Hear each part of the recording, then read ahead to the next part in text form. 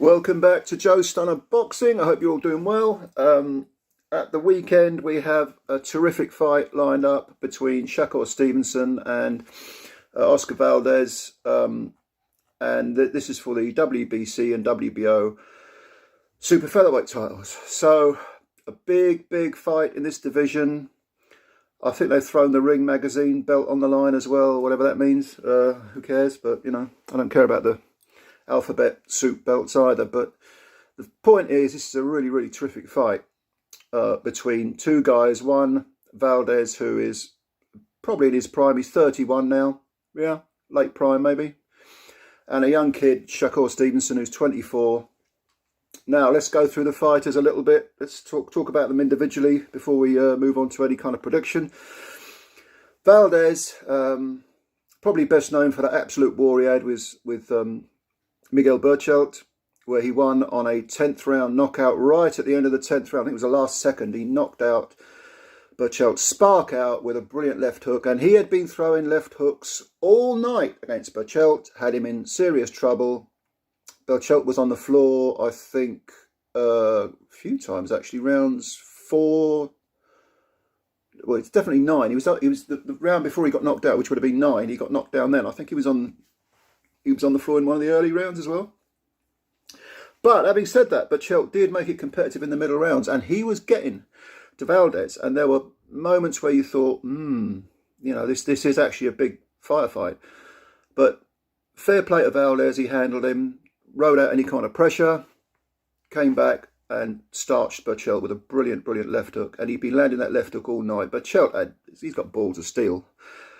As we know, in his last fight, he got stopped when he retired against Nakatani. Then he took his lumps like a man, but he should really retire now, Berchelt. Anyway, I'm digressing. So, OSCAR VALDEZ, he fought Jason Velez, stopped him in 10. But if you break down his record, there are a few, shall we say, bumps in the road, because he was on the floor against Adam Lopez in round 2. Was it 2? It was 2. Round 2. Adam Lopez had him on the floor, and he stopped Lopez in 7 rounds. But again, he was on the floor.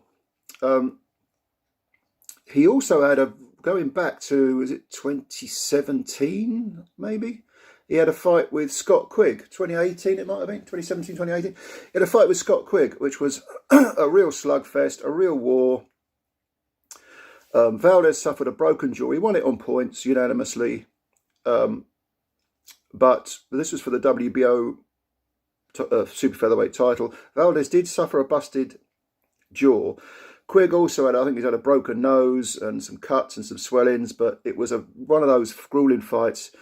But yeah, Quigg was getting to him. Quigg was having his moments, and it was a case of, VALDEZ winning most of the rounds, but having to really work hard and pay a price for winning those rounds. So there are warning signs. There have been in the past warning signs with OSCAR VALDEZ. And then, of course, if we go back to his last fight, which was in October or September, I think maybe, October, September of last year, he failed a drug test. And if you believe in any kind of fairness or justice or consistency regarding PEDs, he should have been stripped of his title and banned. But no. Mexican fighter, Eddie Reynoso, part of Eddie Reynoso's crew. And we all know about them, don't we? And their track record for PEDs. No, Mauricio Sula, don't worry about it. You go ahead with the fight. And he won a unanimous decision over Robson Conceição. Is that how you pronounce his name? Conceição? I can't remember how to pronounce his name. But I know the guy. It was a 12-round decision. But he should have been in the ring. He should have been banned. He should have been, it was a typical WBC pro-Reynoso, pro-Mexican move by the WBC. Yeah, it was absolutely atrocious, and it kind of sums up the WBC and their attitude towards Reynoso's stable, and the attitude towards, or the hypocrisy, the stinking hypocrisy they show when it comes to performance-enhancing drugs. Now, let's, as I say, he's 31 now, VALDEZ. So let's move on to Shakur Stevenson, who, as I said earlier, 24 years old. So he is coming into his man strength. Prior to this, kid's 17-0 undefeated. Valdez is also undefeated 30-0. With Shakur, he's been criticised in the past for the dullness of a few of his fights. And I always thought that this was sort of justified, but at the same time understandable. Because some of his earlier decision fights have been dull.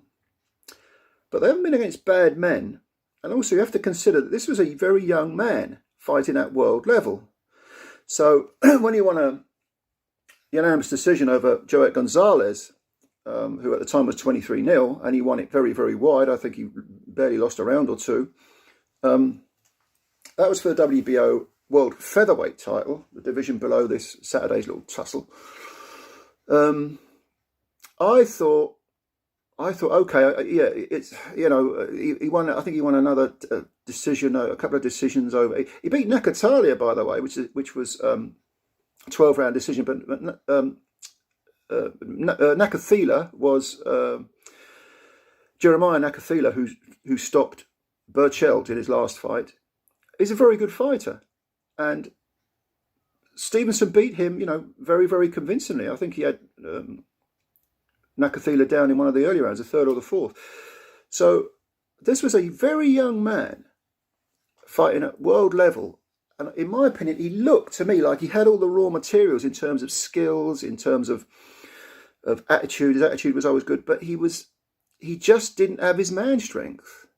And then earlier in the year, last year, when it was September, October of last year, towards the end of last year, he fought Jamel Herring, who was very much a grown man in his 30s, coming off a win over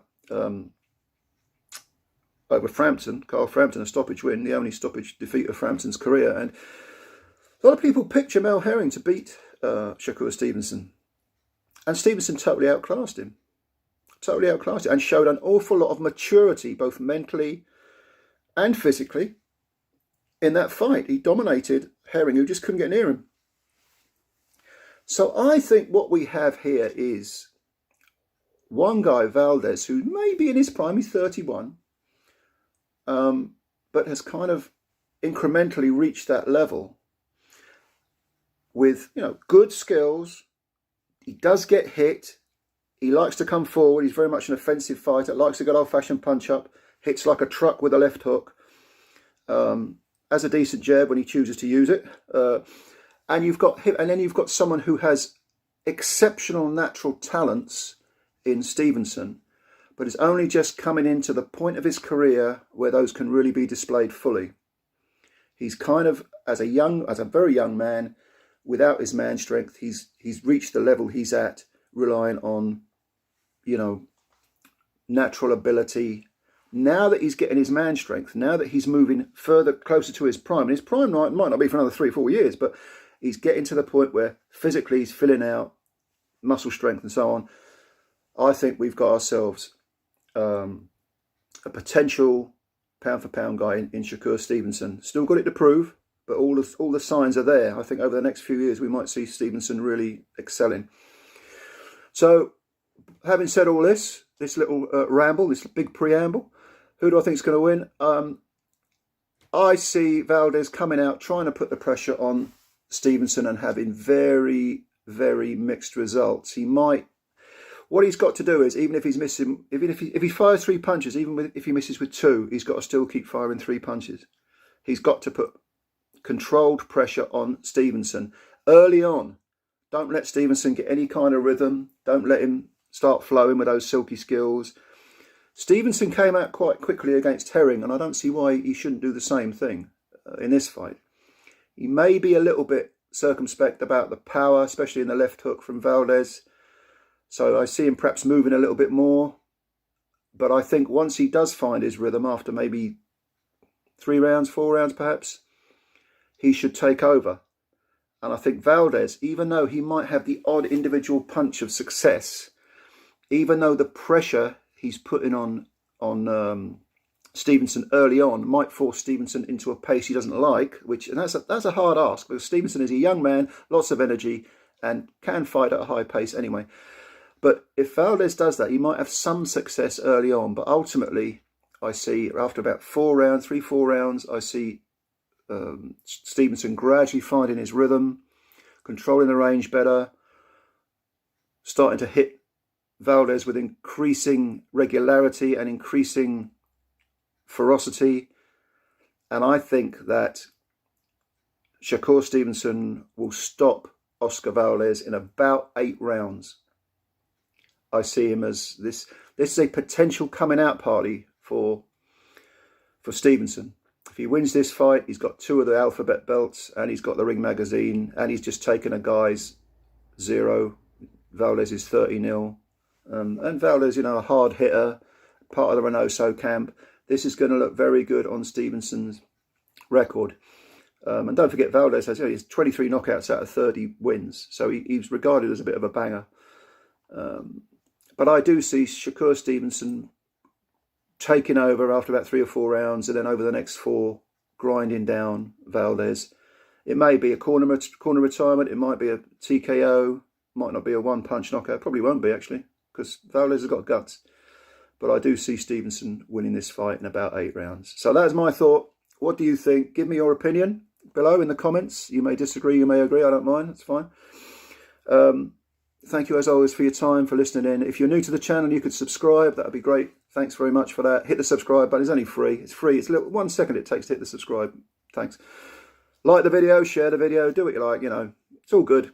I appreciate your time. We will speak again. Here's looking forward to the weekend and some good fights ahead. We've got Taylor Serrano. I did a video on that as well. But yeah, take care of yourselves. Speak soon. Bye for now.